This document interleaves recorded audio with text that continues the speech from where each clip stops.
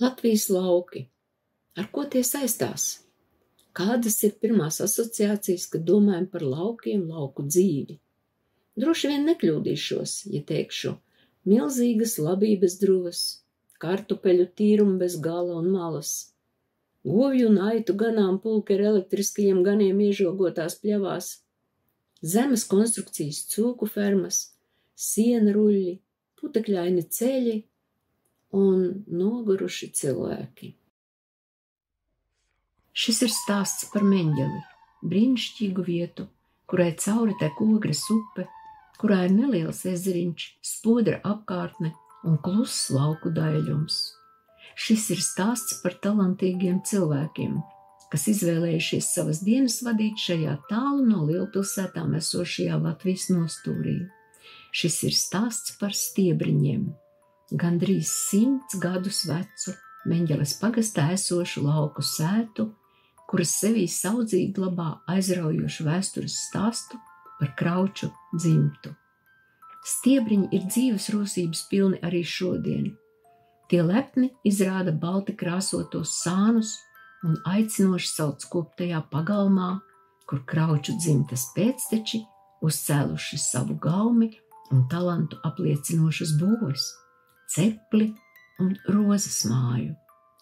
Vietas, kur to brīnums, kur māla pika pārvēršas ziedos, vāzēs, šķīvjos un neskaitāmos citos skaistos keramikas izstrādājumos. Ik viens, kurš te ienāk, jūtas gaidīts.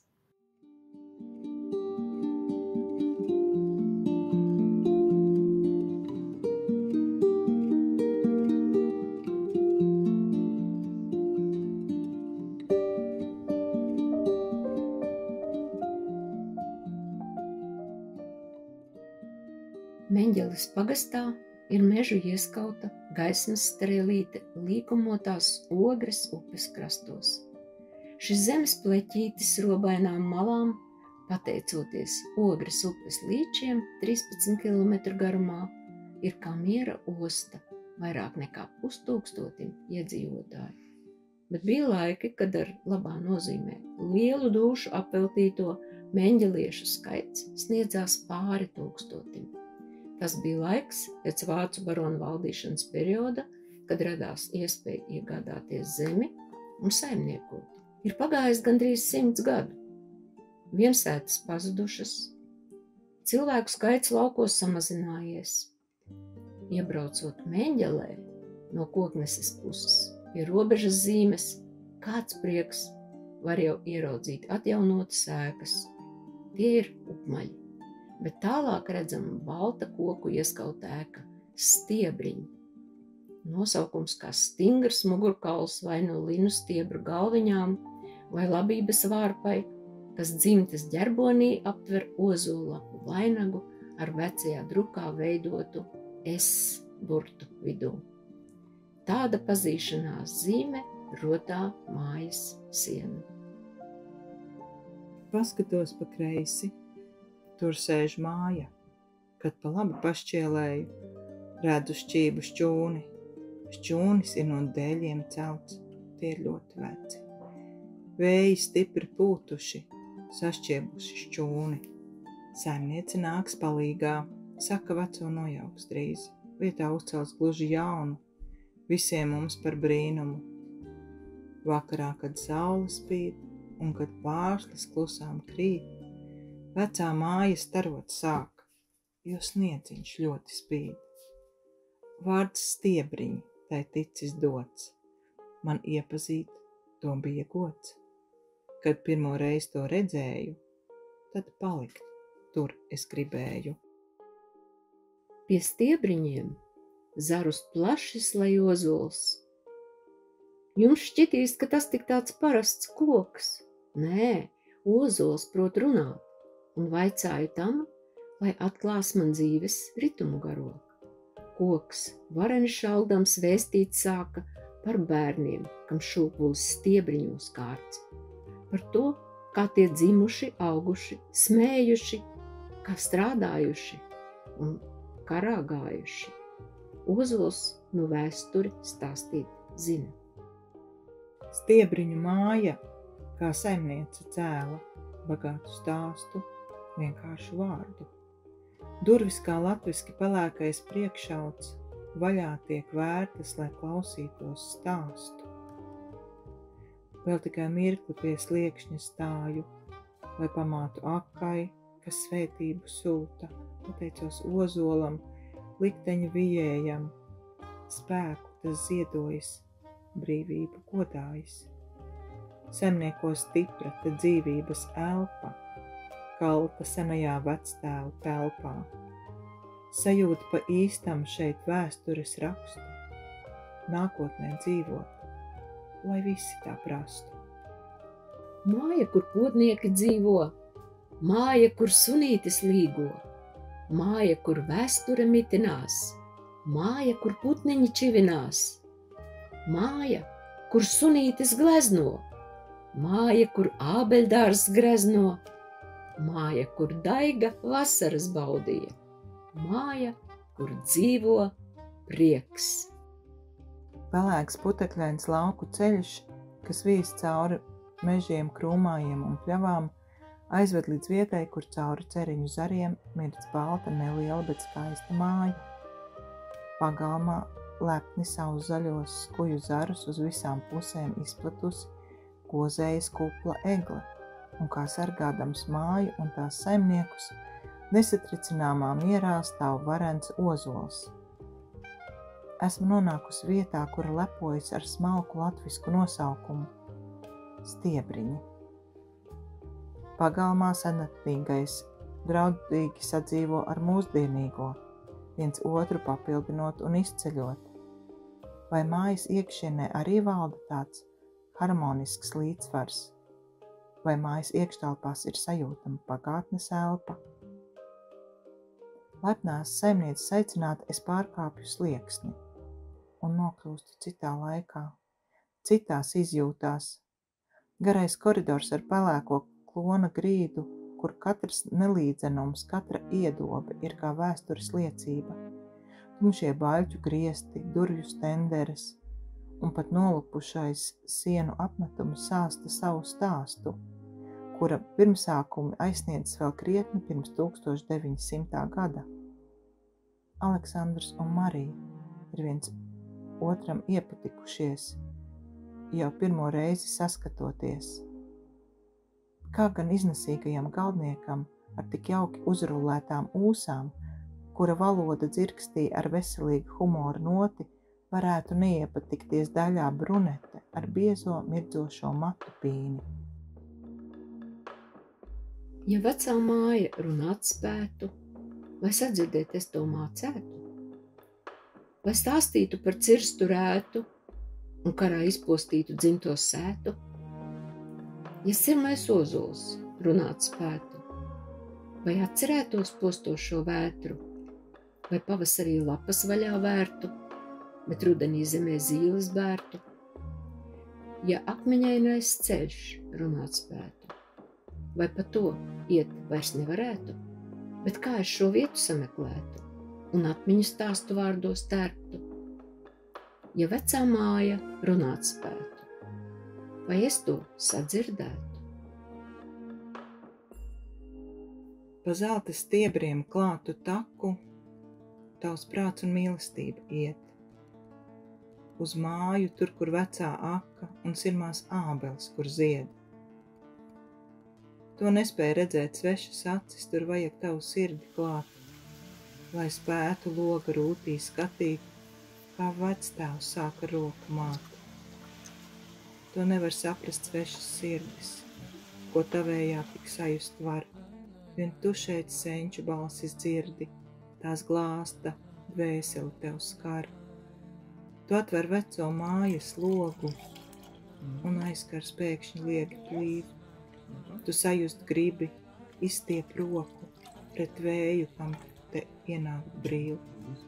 Bet vēja nav, vien aizskars plīvo, un tavas sirds balss runāt sāk ar senču gariem, kas šeit dzīvo, un tavas domas lasīt māk. Pa zelta stiebriem klātu taku, ne tikai domas, ļaudis iet. Tie visi manējie, tu saki. Un brīnums, atkal rozes zied. Reiz, kādā jaukā dienā, visi māla cilvēciņi izgāja ārā. Viņiem ļoti patika saulainā diena. Viena māla cilvēciņu ģimene kopā ar mazo mālu sunīti bija aizgājuši nopirkt maizi, pienu, jogurtus un vēl dažas lietas. Kāda cita ģimene bija izgājusi pastaigāties, bet vēl cita savās svarīgajās darīšanās. Pēkšņi sāka līt lietus, sacēlās liels tracis, visi bēga uz mājām, kāds vēl ēda māla cepumu. Viss sāka šķīst un plīst, māla mājas bruka un gāzās, bet tur neko nevarēja darīt. Vismaz viens māla cilvēciņš paglābās. Kad lietus pārstāja līt, viņš bija tikai pusdzīvs. Viņš sameklēja mazus māla pikucīšus un pielīmēja ķermenim visu, kas bija izšķīdis. Kā līgava, mīlēta, balta, sargāta ozola rokām, tā vienkāršā skaistumā savā mūs sagaida gaiša un bikla. Vai vienmēr tā bijusi tāda, tik balta, tik aicinoša? Nē, ir bijuši laiki, gan baigi, gan vientuļi, tukši. Bet kā labi par to vairs runāt? Tos gadus jau aizpūta vēji, ar pelēkiem putekļiem spēji, pa ceļu, kas vijas gar māju. Mēs paiesim labāk par tā, pie seno atmiņu rozēm, kas dzīvei un laimei tik tuvas, reiz ziedējas sārtas un skurbas. Ar atmiņu stāstiem mēs ejam gan vecā šķūnīša sāniem, kur darbrīki senie dzied dziesmu par rozi, kas zied takas galā. Un atkal zied cerības jaunas, ir sapnis par nākotni gaišo. Te nevajag derības noslēgt, cik paudzēm cauri tās dzīvos. Es gribu ļauties pārtapšanai, mīcīšanai, pārmīcīšanai, dvēseles smeldzei un uzvaras priekam, ļauties radošumam, mīlestībai un priekam. Es vēlos kalpot priekam. Saka, ka ja pēc tikšanās vismaz kāds ir kļuvis kaut mazliet laimīgāks, tad šī tikšanās nav bijusi veltīga. Tāpēc es vēlos pārtapt traukā, skaistā un derīgā. Es nevēlos savu dzīvi nodzīvot veltīgi. Es vēlos būt malts, lipināts, līmēts un dedzināts. Es būšu veidots, klāstīts un mīlēts, rotāts un glazēts un rūdīts un dedzināts ar sāpēm, slāpēm un liesmu, reizēm ar dziesmu. Ak, cik reižu es būšu dedzināts ar dziesmu, reizēm ar asarām, ar tādām sāpēs skaļi pilošām un tādām, kas izdeg uz iekšu, kaltēts, dedzināts, svilināts, nokaitēts līdz kušanas robežai, dzimis, radošumā, mīlestībā, domā. Viss transformējas kādā iedomātā formā un sapņos. Es esmu trauks, pilns cerībām, pienu un zemenēm. Karstā vasaras naktī, sajūtot sevi pilnu ar mīlestību un dāsnumu, es domāju par pārdzimšanas ciklu, par brīdi, kad kļūšu par lausku, smalku, biezu, asu, kā puteklis, maziņu vai lielu, kur atstāja aiz sevis gaišas domas un ilgas un prieku, un kļūšu atkal par mālu jau kāda cita mākslinieka mājā un rokās. Es grimstu dziļās domās par vienu lielu māju. Tā izskatās pēc lepnas pils, kur karaliene atpūšas. Tomēr redzu, tā nav pils, bet lauku māja liela, Vecā šķūņa saimnieks un draugs ir Māla Rūķis. Viņš ir vecāks par šķūni, ar īsām muskuļotām kājelēm, lielām acīm, augstu pieri, pavāju redzi, apaļu vēderu, stiprām rokām, stingru mugurkaulu, labu atmiņu. Māla Rūķis ir par visu atbildīgs vecajā šķūnī. Ja kaut kas pazūd un nevar atrast, tad Māla Rūķis ālažiņ pačukst priekšā, kur tas nolikts. Ja šķūnī jāieved kārtība, tad Māla Rūķis brīdina, ka laiks atkal visu salikt pa vietām, jo nekad jau nav laika uzreiz nolikt pareizajā vietā. Noliek ar domu, gan jau vēlāk nolikšu paredzētajā vietā, bet laiks iet un lietas atkal noliek tur, kur pagadās. Kad vecajā šķūnī tiek krautas malkas grēdas, tad Māla Rūķis tās cītīgi uzskaita un novērtē, cik labi ir sakrautas grēdas. Rūķis jau paredz, kāda būs ziema. Rūķis neļauj slinkot, un katram gada laikam tuvojoties jau saka priekšā, kāds darbarīgs būs jāņem rokā. Lāpsta kartupeļu stādīšanai, kaplis ravēšanai, leikanna laistīšanai, kastītes puķu sēšanai, podiņi stādu piķēšanai, pūtējs lapu pūšanai, zāģis koku zāģēšanai, cirvis malkas skaldīšanai, ķerra atkritumu izvešanai. Vistrakāk Māla Rūķim iet ar skruvēm un naglām, jo arī viņam reizēm grūti tās ieraudzīt, kur nokritušas. Cik skaista ir stiebriņu māja. Uz jumta tai sniedziņš balts, visapkārtais šķūnīši slejas, un turpat ir senas lietas. Es priecājos, jauki tur bija. Gribētu atkal turp aizbraukt. Balta stalta ziema nāca, dziļu sniegu sabēra. Kupenes, kad izkusa, pavasaris atnāca. Pavasaris atnāca, bērniem prieku atnesa. Ogres upes līču krastos, meža ieskautā zaļā pļavā atrodas kāda skaista vieta, kurā es dzīvoju. Mans mīļais, dzimtais pagasts Meņģele. Meņģele ir burvīgs, skaists ciems. Šeit ir daudzas lielākas un mazākas upītes. Varenākā no tām ir Ogres upe. Mums Meņģelē tā ir ietecējusi akmeņaina un krāčaina, līkumaina kā vārīts spageti makarons. Tikai šis makarons ir 36 kilometrus garš. Šeit ir burvīgi meži, kuri piedzīvojuši daudz ko. Viena no skaistākajām vietām pagastā man šķiet Čaulu purvs, īpaši, kad riet saule. Tomēr šī skaistā daba ir arī bīstama, kā jau viss skaistais. Jāuzmanās no dažādiem dzīvniekiem, lūšiem, vilkiem, lapsām, var pat gadīties kāds lācis.